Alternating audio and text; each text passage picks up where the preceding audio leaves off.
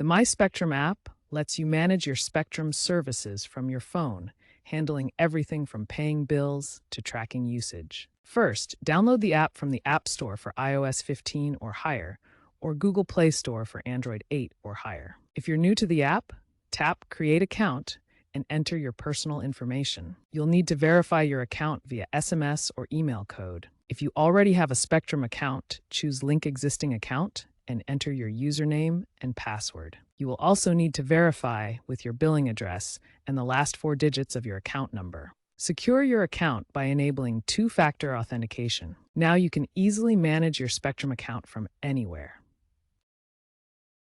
Once logged in, you can use the app to pay your bill, view usage, troubleshoot issues using the support chatbots, and explore your account dashboard. The My Spectrum app is constantly evolving.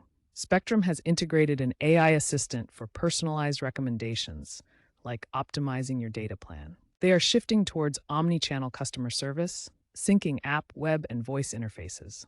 Also, eco-friendly digital bill preferences are available. Looking ahead, Spectrum plans to introduce augmented reality AR for in-home troubleshooting and expand integration with IoT devices.